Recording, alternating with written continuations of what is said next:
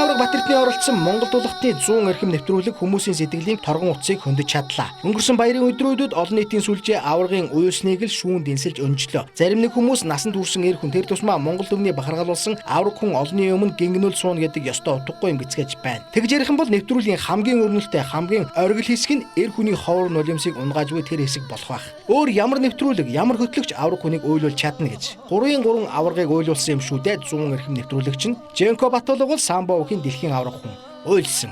Давга аврагчаас дэлхийд данстай сумогийн авраг хүн мөн л уйлсан. Бурхны орон заларсан эцэг хийгээ дурсаад сэтгэл зүрхчин шимширч хоолойчин зангирахгүй юм бол тэрбээр хүн биш хачуулуу юм. Замбуудын хорвоогийн хамгийн төгс бүтээл хүн хэмээх бодгаалын адгууснаас ялгарх гол шинжүүдийн нэгэнд уярж хайрлах, харамсаж гашуудах сэтгэл ордог байх хэмээн бодно.